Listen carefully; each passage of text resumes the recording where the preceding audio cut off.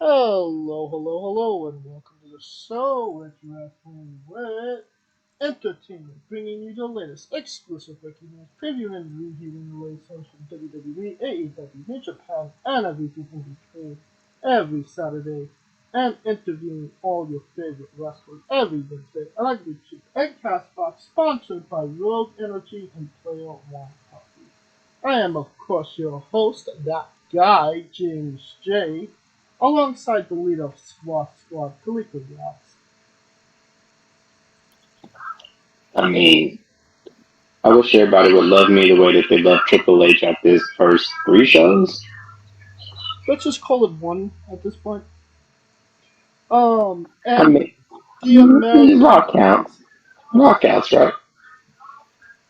and the American to the dust who is not here tonight. Wishing him a speedy recovery.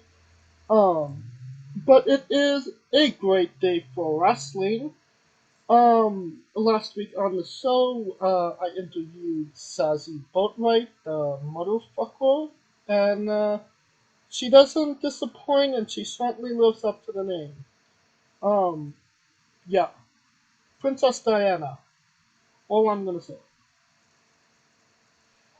This upcoming Wednesday, we have Cameron Saturn. He's a part of Suitors Don't Die, but Don't Die Miles. And Freddie Hudson, and just an unorthodox individual, and we cover all of that and much more. If you like Animal Crossings and Kojima video games and everything in between, then you're gonna love that interview. The week after that, Wednesday, August 17th, we have Kit Osborne, the Villanova Casanova.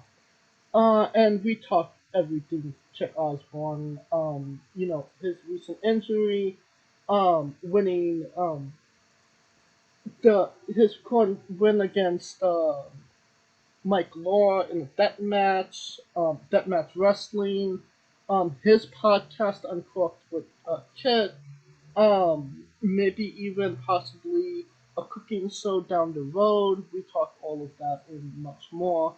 And then August 24th, we have Spencer Love. He's the promoter of Love Pro Wrestling. They got a show coming up on August 26th, so you should definitely check that out. But before then, obviously, check out the interview as we talk everything Love Pro Wrestling, his professional wrestlers, his love of pro wrestling, no pun intended, and everything in between. And stay tuned to our Twitter handle at WrestlingWithE for updates on new interviews as they come, because we might be announcing more things in the future. I think we're done putting ourselves over. No, Kalika? I'm surprised you didn't catch an asthma attack doing that. Speaking of asthma, Ric Flair's last match was last week. He appears to still be alive. Um, but what was your thoughts on Ric Flair's last match?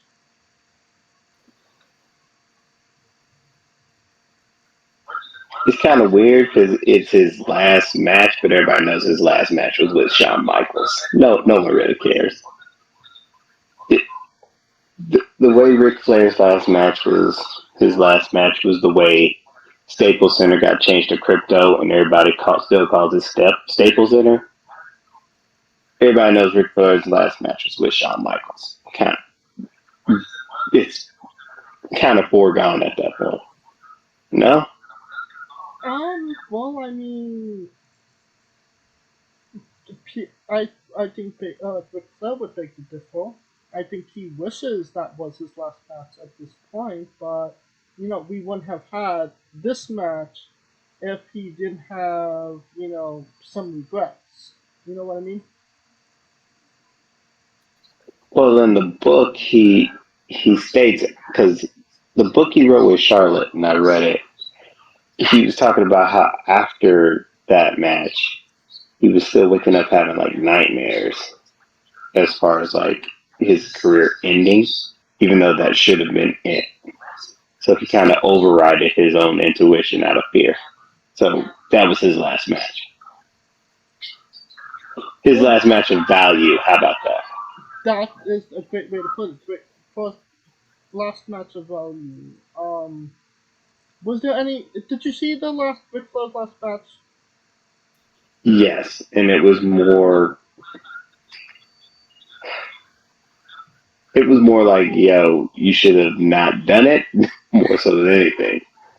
Because, and the reason I say that is because Triple H said to set, and it's funny because it coincides with what Triple H said. Because everybody was saying Triple H should have had a last match, and he was like, I don't care about the last match. I care about making sure that I gave it all that I had, more so than having a proper send off.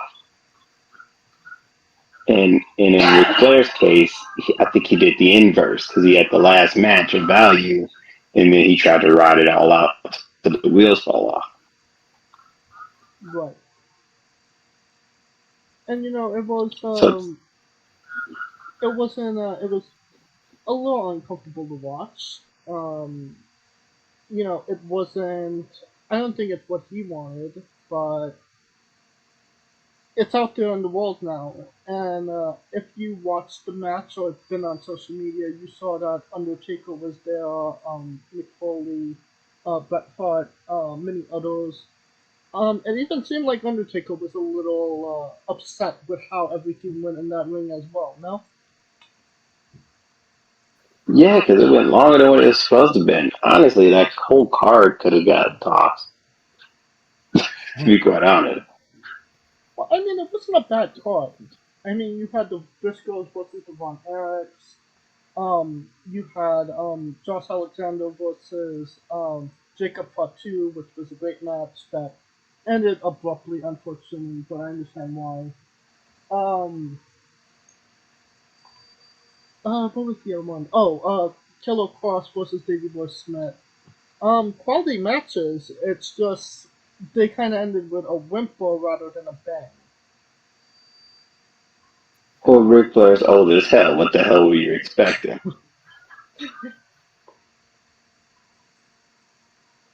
Right. Now everybody knows about WWE's new regime and everything going on there. It seems like AEW has taken note of that and kind of added their own new regime, so to speak.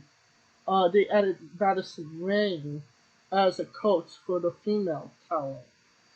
And if this happened remotely any other time, I would be like, okay, coincidence. But considering that we literally just changed from Vince McMahon to Triple H in the last couple weeks or so, it seems like this is an answer. They're trying to answer to something.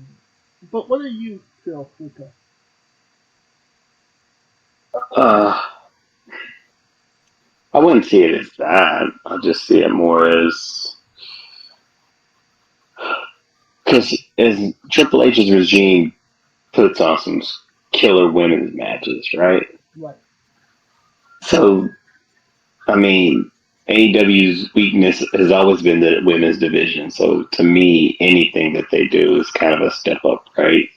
Not saying more so about how, not saying more about the women wrestlers themselves. It's just more like how They're not the getting as much matches, exposure as the women in WWE. right? Because I mean, 5 matches that you think of when you think of AEW women's wrestling, like other than Britt Baker and Thunder Rosa.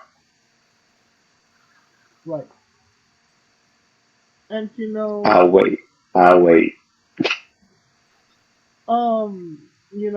it is interesting because Madison Rain could add some value to the women's division as a coach, as somebody to maybe write some storylines for these girls. Maybe get some more TV time. Because you know, if WWE has the best women's division, um, Tony Storm and Athena came from WWE to AEW, so maybe they'd like to go back. Why wouldn't Thunder Rosa like to take a chance in WWE? If Adam Cole's going back to WWE, maybe Britt Baker might join him. So, it's kind of like protecting what you have. So, you know, because it does seem like the women's division is kind of getting oversaturated as well with not nearly as much TV time. True, and you think that they got 3 TV shows that would cover 2 women's divisions, and it's not really being the focal point. But then again, they're so top heavy with the dudes, it doesn't matter. But even some more bad news for AEW. Apparently there's some type of Warner Brothers HBO Max merge, and they're cutting some substantial things from all the channels. And what I've heard, rumor and innuendo notwithstanding, is that AEW might not necessarily get cut, but TNT TBS isn't going to be investing any more money or giving them any more money than they already have to continue going. What are your thoughts on this, Kaligo? I mean, that's bad, but I think TNT and TBS, when they bought it, they were just cutting every show that TNT had across the board. Like, even like popular shows and popular, like, late shows that they had on TBS and TNT, they just cut it across the board. So I don't know what they're trying to, what the end game is with TNT and TBS, because the only thing that they're not going to touch is Inside the NBA, which is basically the greatest show on TV Right. as far as sports. So that's untouchable. But everything else is kind of like on the chopping block.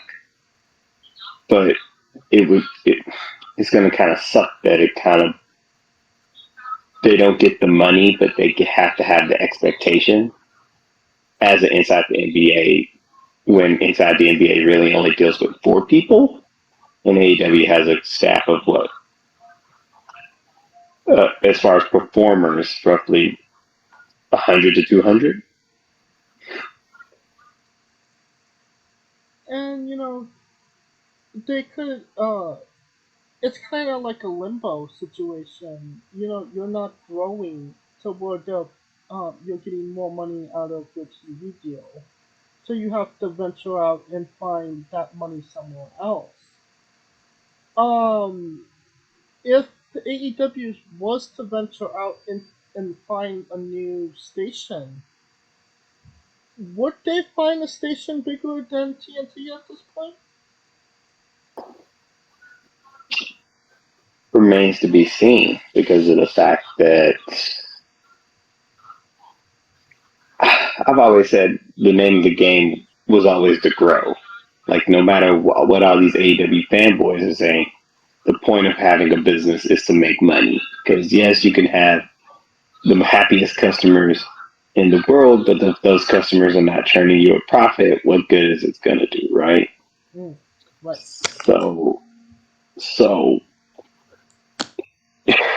th- to me, they are so dependent on East Coast and Midwest wrestling fans that it kind of shuns out the rest of America because they're not gonna have the budget to do a West Coast run like WWE can do a West Coast run.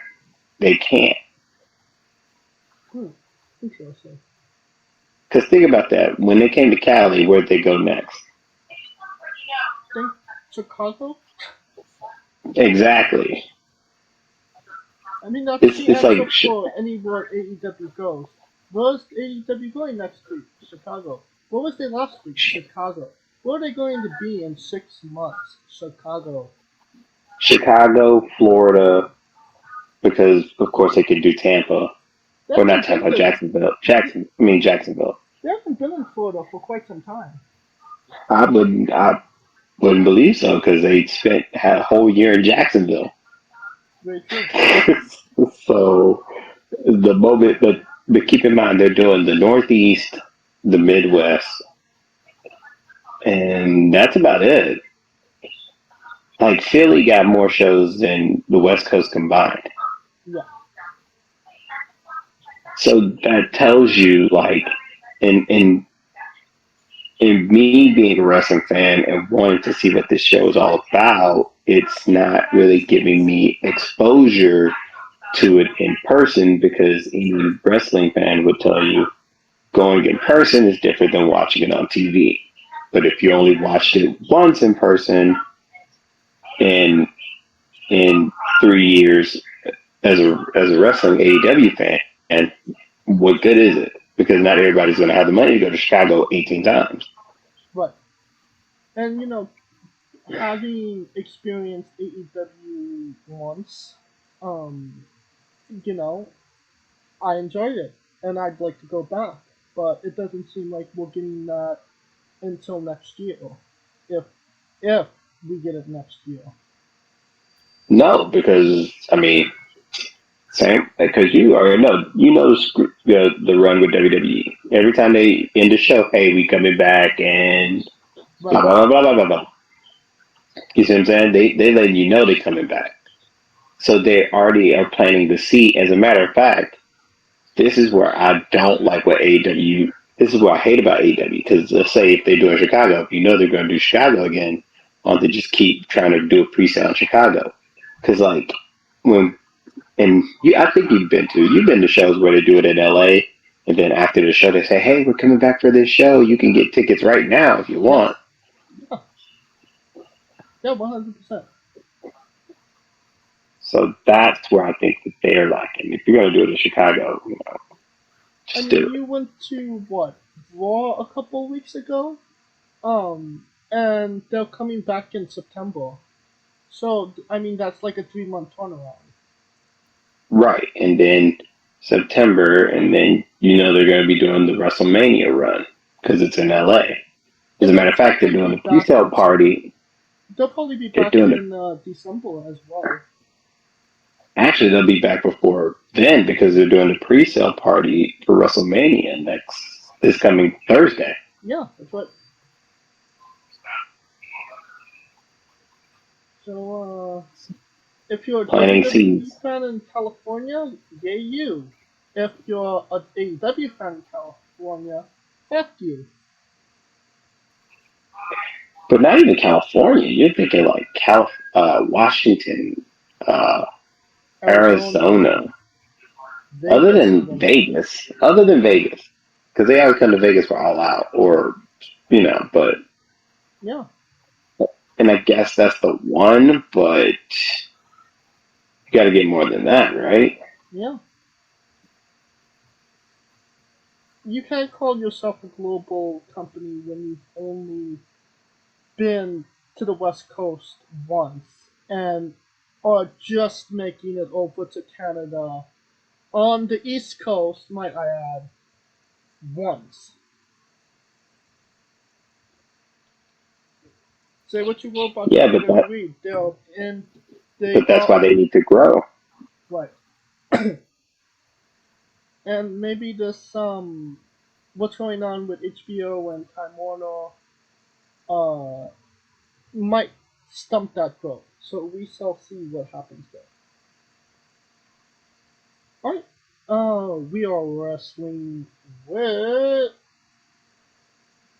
the New Japan G1 Climax 32. Week 3, I believe. I don't know. Uh, I believe so. But we're in the long stretch, and we're just gonna go over the block matches so far. A block, Kazuchika Okada is in first. No shock there. He has 6 points with wins over Yano, Jeff Cobb, and Fale. Yano's at 2 points. He's eliminated from A Block. Is that super shocking considering the runs he's had in previous ones? No, because it's because his matches are based on chance, right? So it's like if he able to pull his shtick, he'll win, and if he doesn't, he doesn't. And he didn't have enough chances due to the breakup of the blocks for him to make it effective, if that makes sense. No, it does. So this is kind of an effect of the blocks being smaller this year. Yeah, because keep in mind he could easily come back and if it was one big block and be kind of middle of the pack, but based on that block you got, I mean, maybe he'll be tied with Jonah, but that block was always the Okada block anyway. Yeah, nobody expected. Yeah, nobody expected anybody else but Okada to win. Right. Um, how did now we've been previewing and reviewing New Japan G1 for a couple weeks now.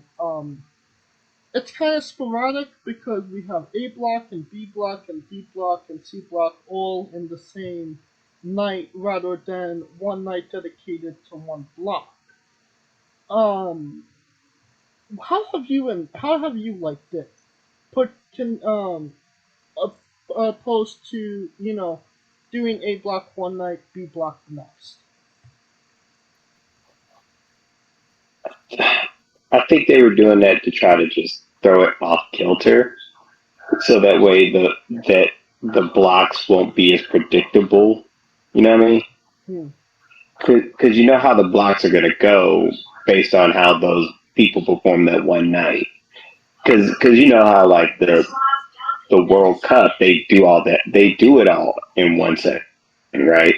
Like block block whatever action does that one night, but you kind of get an idea of what's going to happen after that, right?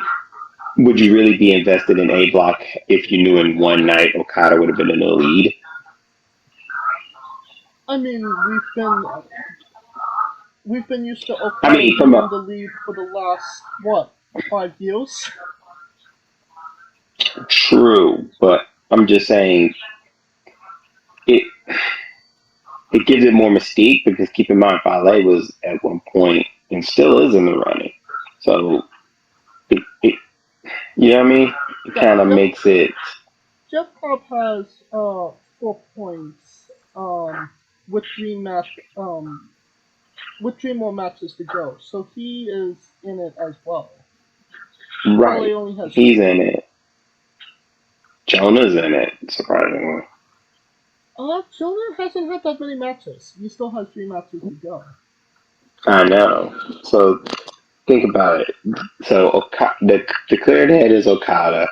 You Hmm. got um really the only person who's eliminated is Yano. I mean, everybody else could kind of make a run.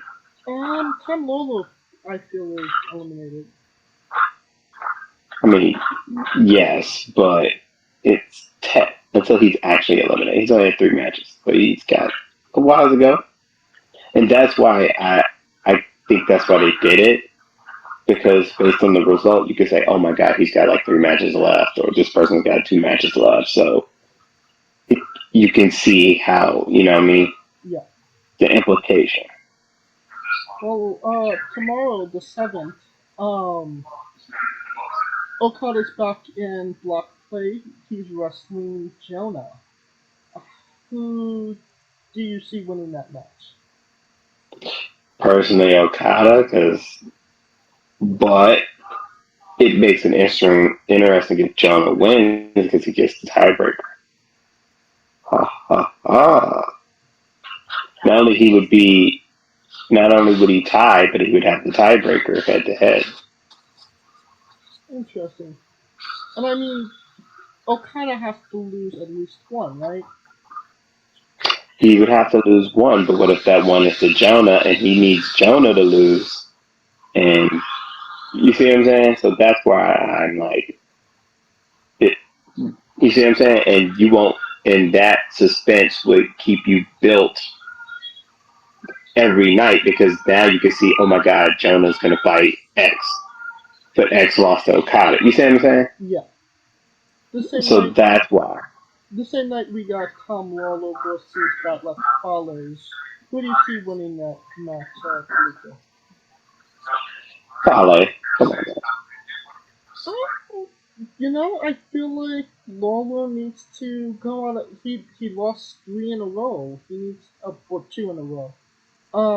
He needs to go on a bit of a run. I mean, Yano isn't getting a win over Yano isn't going to be a reason to fly over to Japan for a month. You must didn't see what happened to Juice the first time in the G1. Juice is a whole other story. On the 9th, Jonah is wrestling Lance Archer. Who wins that one? Ooh, this is interesting because it's that middle of the pack. I'm gonna go Archer because I don't see Jonah beating Okada. But I'll put it this way: if Jonah beats Okada, he's losing to Archer. You're probably right about that. Um, I feel like this is a Jonah win. So And that means we have to lose to Okada. on the 10th, we got Okada versus Tom Lawler. Next, Wow, not giving Tom anything. it's that break-in, man. It's either I kind of feel like either Lawler or Jonah are going to be the guys that give Okada that that first L. Since you're But going with Jonah on the 7th, I'll go with Lawler on the 10th. if Lawler beats Okada, it would have to be after the fact Okada done eliminated everybody because it wouldn't matter. Right. Alright, we got B Block. Um, it's a one-man show right now with Jay White at 6 points. People that are still in contention are Tamatonga and Sonata at 4 points. Tomohiro Ishii, Taichi, Guido Khan, and Chase Owens all at 2. Guido Khan a little disappointing, no? Mm, not really. I mean, if there was a tough block, this would have been a tough block, right? Yeah. Because this is other than what Owens and Ishii, you could have made a reason for everybody else to win. So Sonata's still in the running, as I hoped. Um, so Jay White got to get caught up in for Sonata to pull it out, but I think Sonata can pull it out. Alright. We got Tomohiro Ishii versus Chase Owens tomorrow on the 7th. Who wins? I feel like they'll get the bone.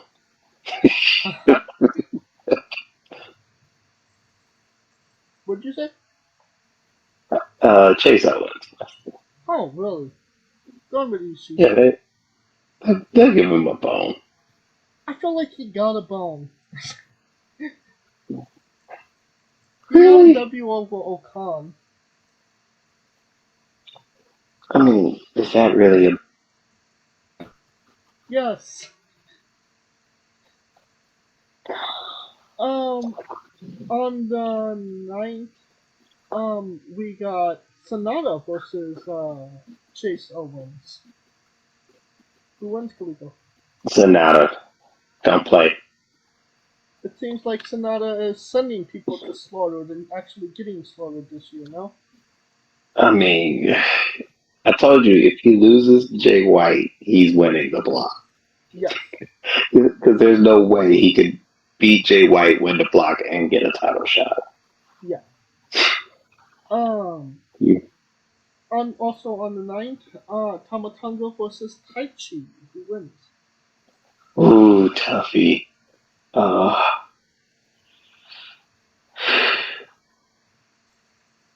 Taichi. Because you can't, I mean, Tonga technically Bullet Clubbish. Um,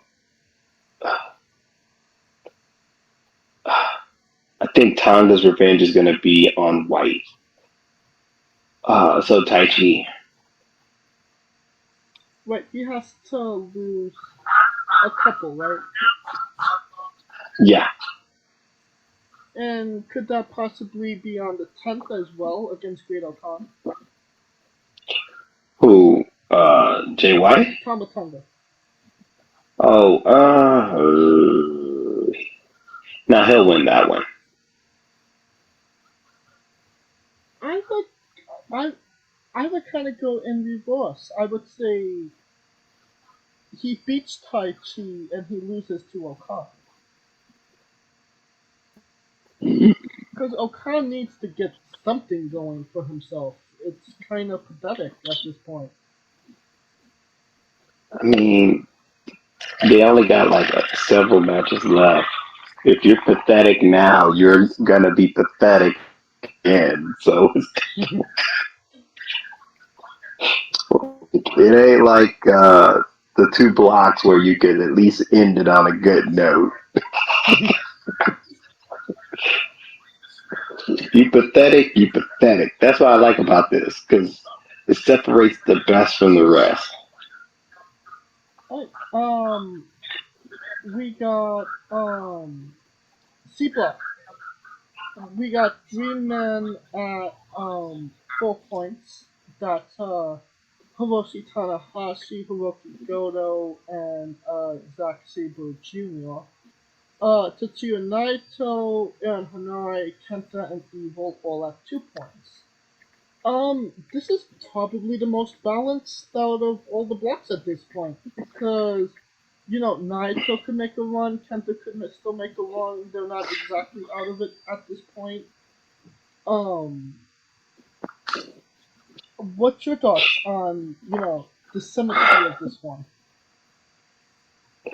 It makes sense because it's got what three G1 winners in Goto, Naito, and Tanahashi. So it those three experiences balances out the rest, right? So it this is the if anybody can win it point. Well, Aaron Hanare has Evil on the 7th. How do you see that one going?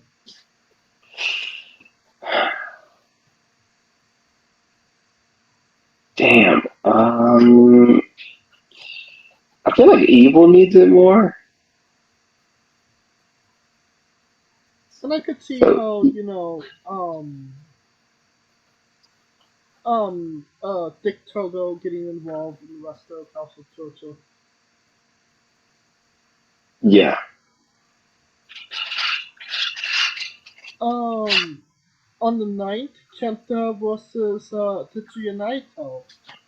That could really go anyway at this point, but whoever loses is probably getting eliminated. So who wins? You said Kenta versus Naito. Yeah. Eee. It would have to be Kenta, right? Because we said uh we said that what's his face is dipping. Naito. We said it. We said Naito is winning the damn. He's not winning this block. I think I had Kenta winning the block. I If think it we all wasn't had. Naito. Yeah, we said if anybody from Bullet Club was going to win it, it would have to be Kenta. But Oh then, no. then also you have No. Juice in the next block. And E Kenta and block, Juice yeah. can't really win. They're blocks. Sure. Oh, it's interesting. It can't be a Bullet Club final. And that's to say Sonata But will win B block. see, I think if Juice wins, he does two things: a Bullet Club member and a Gaijin. Yeah. Two So birds. that's why we think two birds with a stone. So it would have to be Naito then. Alright. The next match is on the 10th. Hiroshi Tanahashi versus Goda. Who wins that one? Tanahashi. Oh, yeah, Tanahashi. Yeah. On the 10th, we got Zack Sabre Jr. versus Evil.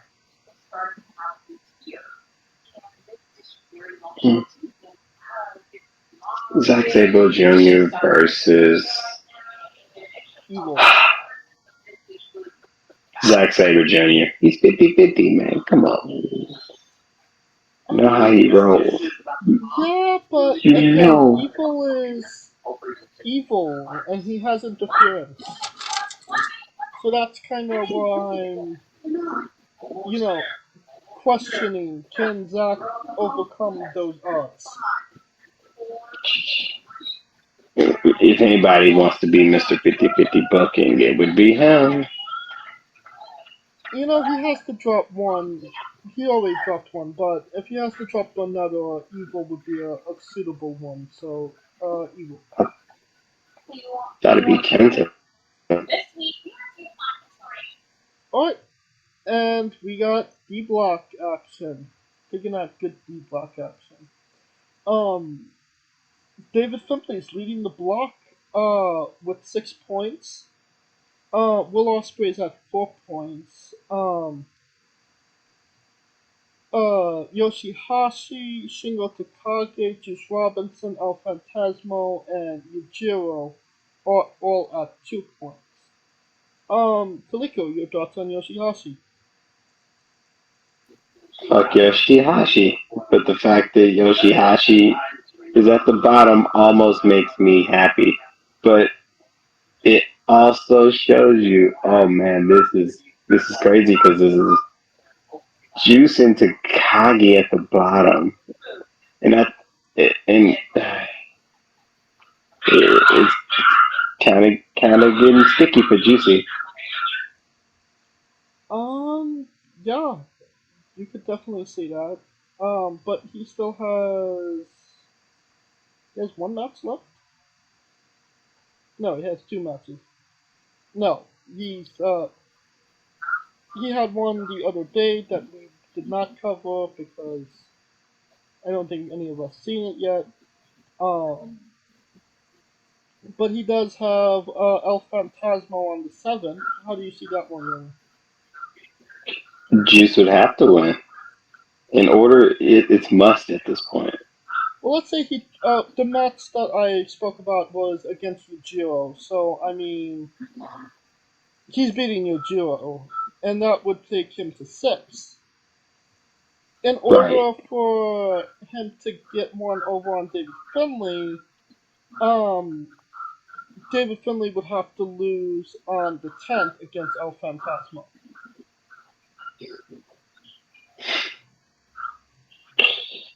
That is the case, but it's weird how they're trying to book this grouping because Finley's and I told you this was like the oddball one because Finley had something to prove. Yeah. And I know we didn't go over it, but he beat Will Ospreay, And which is why he's Takagi and Zeus. in. Exactly. So if that's not screaming a possible. He might be the Gaijin. He might be the Gaijin. If he's the Gaijin, then Kenta wins Shibo? True.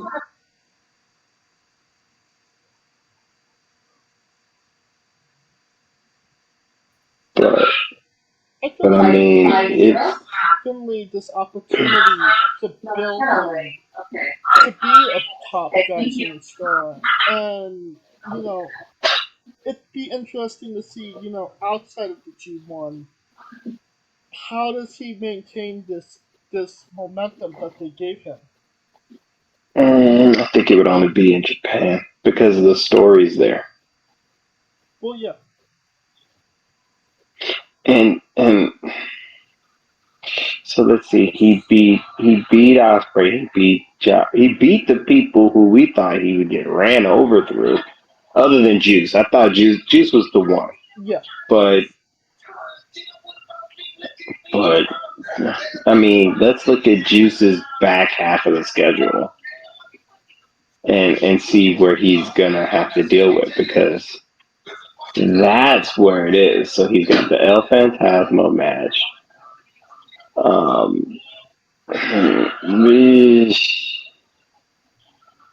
He's got El Phantasmo. That's it. Oh, so he's done. He's fucking done. He can't win. You haven't played Ospreay yet.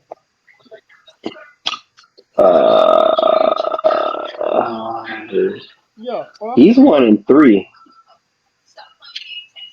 And he has 3. Well, 2. Phantasmo and Ospreay. So, I mean, he has an opportunity. It's just a matter. He has to. Finley has to at least drop one to Phantasmo. I think Yoshihashi as well. But even if Juice does that, even if Finley does that, the points and Finley would have him on the record and the tiebreaker, and the head-to-head. That's right. So it's all but a wrap for our guy Juice. I mean, who had David Finlay winning the D block? Fuck out of here, because 2 former heavyweight champions and hot as shit Juice Robinson with a El Phantasmo light former champ. Like, shit, this is like the U.S. title block. But I mean, everybody said Yoshihashi, right? And Yujiro. What? Tonight, Yujiro. Oh, but you shall see, sir.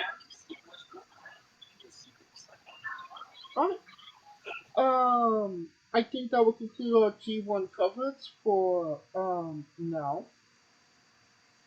I think we have a lot to talk about next week as we're nearing the conclusion.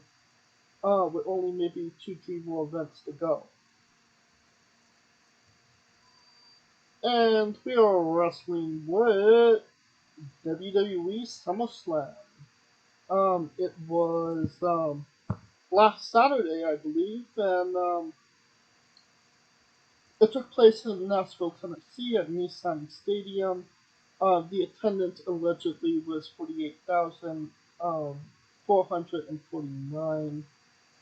As a whole, what do you think of the show?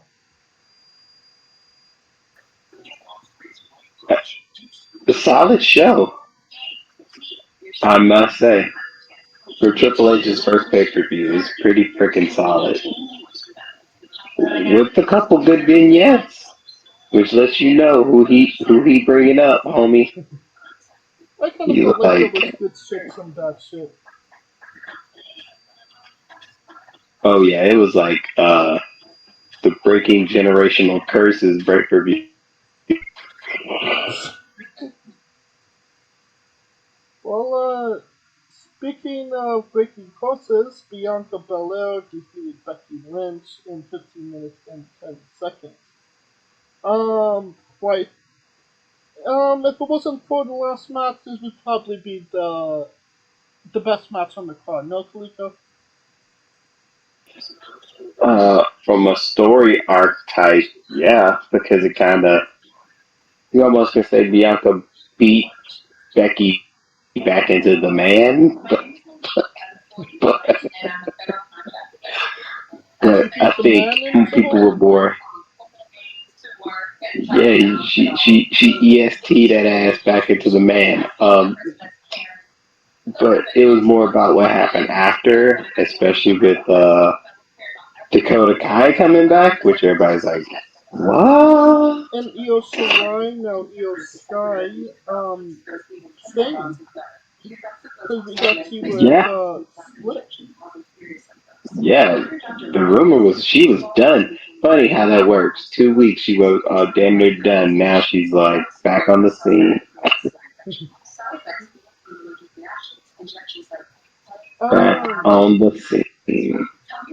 how many stars would you give this match? 4 considering Becky busted her shoulder and finished the bitch. Yeah. Because if you saw that shot of her with the shoulder, oh man, man, oh man, oh man. Oh yeah, 12 stars for sure. Logan Paul defeated The Miz in 14 minutes and 15 seconds. I'd say this was 6 minutes too long, but what say you, Nico? Nah, that was pretty right. 15 minutes. Not Divas match, but not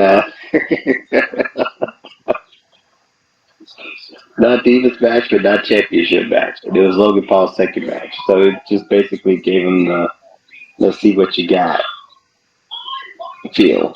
And once again, I can make the argument he's better than Dominic. Ooh. How many stars would you give this one?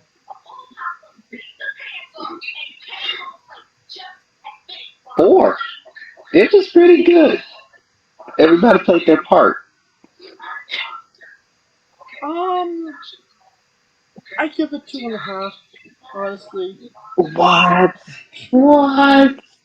it was an Bro, okay match, it's a but somebody that for, clearly carried Logan Paul to a really good match. that's my point. Logan looked good because May and Miz made him look good. Played his part. He's the chicken salad maker. Yes. And that just shows you how appreciative they are of the Miz because literally his last 2 years, you could say he dealt with 2 of the bigger celebrities Yeah, and that's true. carried them. Speaking about getting carried, Bobby Lashley defeated Theory, retaining the United States Championship in 4 minutes and 45 seconds. I feel like this was a little bit of a disappointment considering how good their Money in the Bank match was. What say you, Kaliko?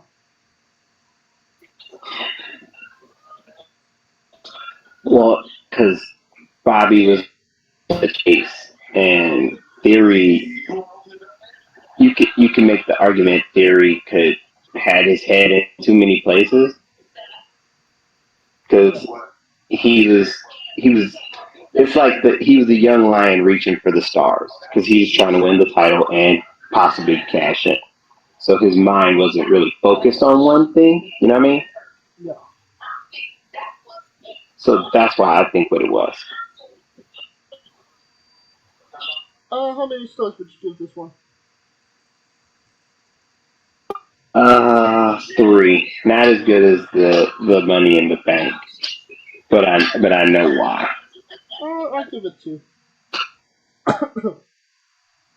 Next up, we got the Mysterios, Ray and Dominic. They defeated Judgment Day, Finn Balor, and Damian Priest with Rhea Ripley by pinfall. It was a no disqualification match. We did see the return of Edge interfering on behalf of the Mysterios to give them the W. What say you, Kaliko? Everything we said was gonna happen happened. So yeah, next. Pat McAfee defeated Happy Corbin by pinfall in 10 minutes and 40 seconds. What say you, Kaliko? Another pretty good match. I, when you hear McAfee talk about it afterwards, how he almost kind of fucked up because he was training indoors and wasn't really factoring the humidity and the fact that it was an outdoor stadium and had to change things, and Corbin helping him out, saving him in some spots. It Yeah, kind of there's shows you how you. a lot of people had issues with the ropes. I mean, we chalked it up as lack of experience when Logan Paul tripped. But McAfee tripped, Lesnar tripped. And those are the ones that I'm remembering off the top of my head. Well, welcome to Tennessee. There's this thing called humidity. I mean, yeah, I'm from the South, so I kind of expected that. If it wasn't, if, if you're from the South and if you ever been in the South, it's gonna be humid as shit. That's part of the game. So all of them slipping, everybody, well, why they slipping? Well, it's humid as shit, and it was supposed to rain, and it didn't rain. So by it not being raining, it was just like sticky ass air. And when you're in sticky ass air, sticky shit happens. How many stars would you give this one? 3.5. I think that's fair, yeah. Going back to the Mysterios versus Judgment Day, do you think we're going to see Edge join the Mysterios in a six-man tag against Judgment Day? Obviously, when Rhea gets tagged in, Dominic has to be in the match. Based on what I kind of doubt that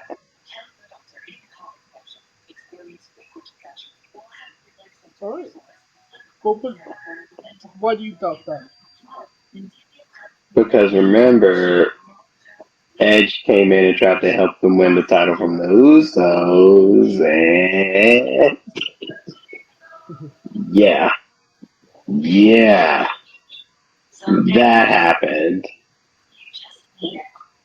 Well, that does bring us to our next match. The Usos defeated the Street Profits to retain their tag team championships in 13 minutes and 25 seconds.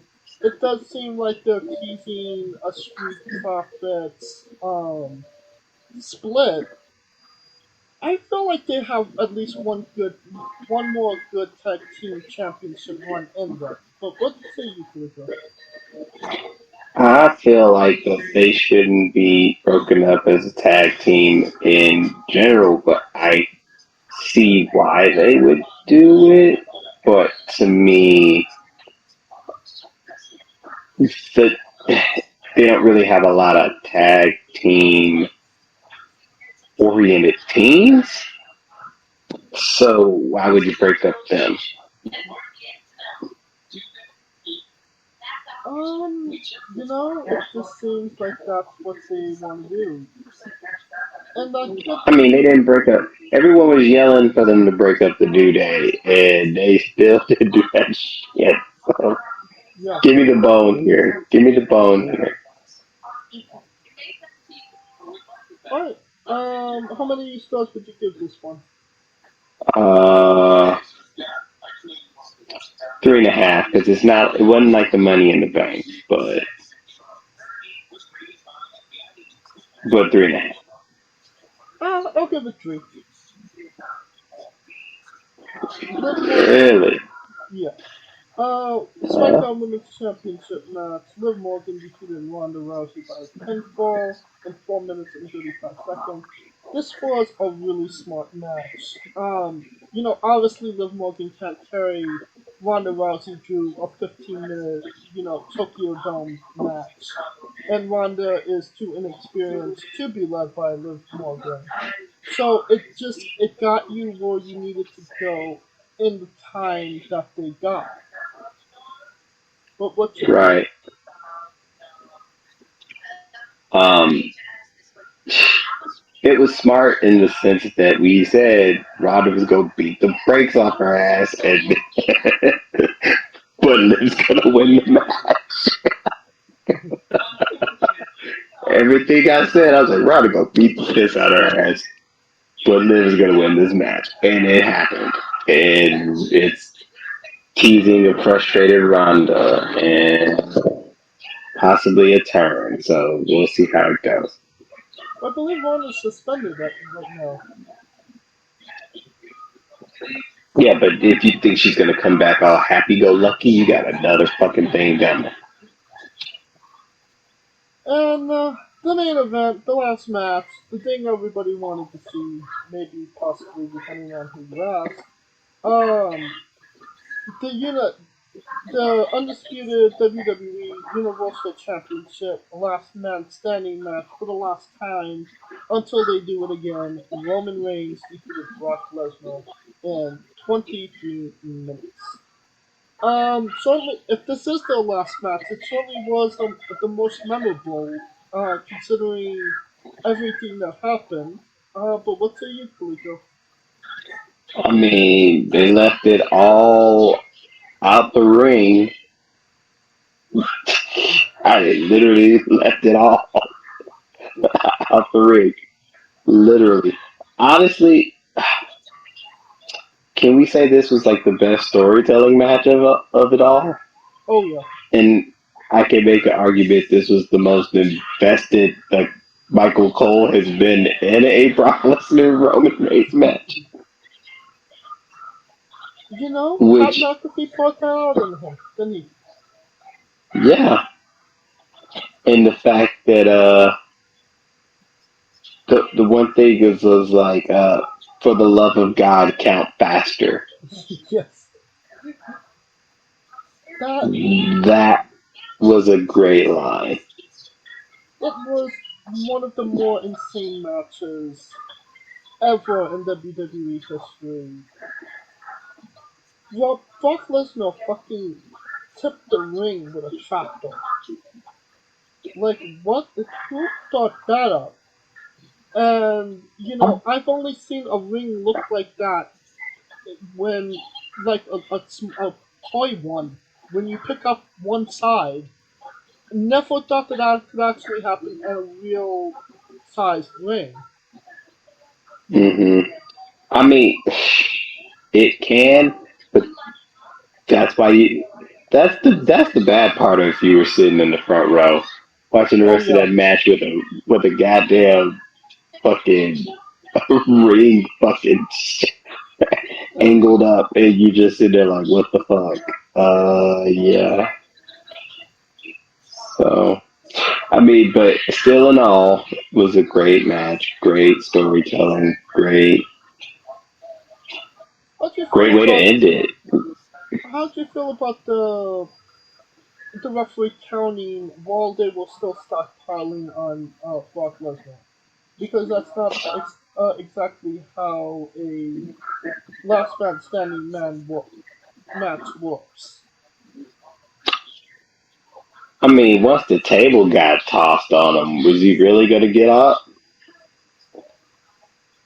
I didn't know, but it's just taking that extra step. It's, I mean, he just cut the middleman out. Maybe they were running on time. I'm not really as a fucking pay per view. I mean, wasn't nobody gonna rain out that bitch or anything. Alright, so how many stars do you give this one? Oh man. What can I say? Would I? How many stars? It, um, Storytelling wise, it was 5. Wrestling wise, I'd say. Well, fuck it, I'm gonna give it a 5. I'll give it a 5. This the last time. I'm gonna give it a 5.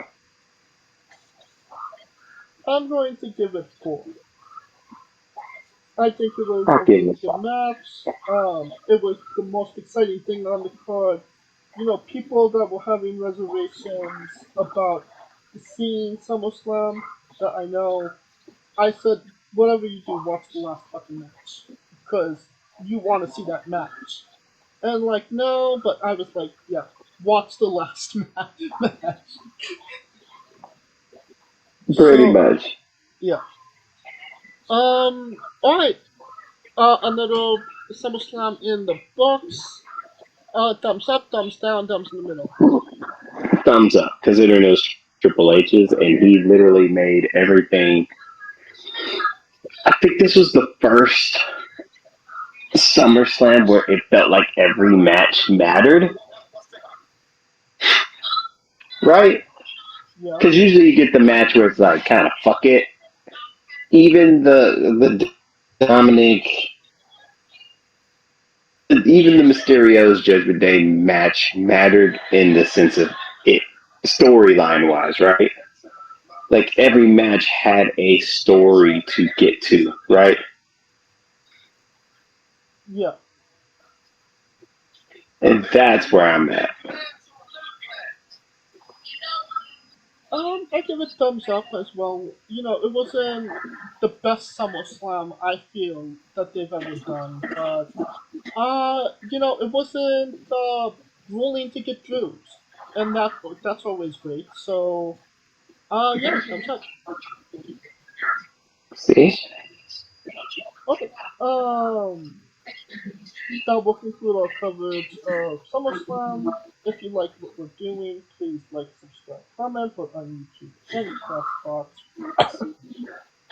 Of course, this is sponsored by Rogue Energy and Favorite One Coffee. Join us this Wednesday as we interview Cameron Saturn. You don't want to miss that again this Wednesday. Follow the show at Wrestling with Evil on Twitter and Instagram. And you can follow us individually as well. I am at JamesJ993. Where can we find Kaliko? You can find me praying that NXT comes back to San Diego at I Am Kaliko. You might find me drunk in LA at that pre-sale party. I ain't gonna lie to y'all. And of course, you can follow Scooter at Scooter Dust, the remix on YouTube, the only live alternate commentary for WWE live events. And on the Smoking Dragons podcast Twitch stream. For Coleco Yachts and Scooter Dust, I'm James J, and this has been Wrestling with Entertainment.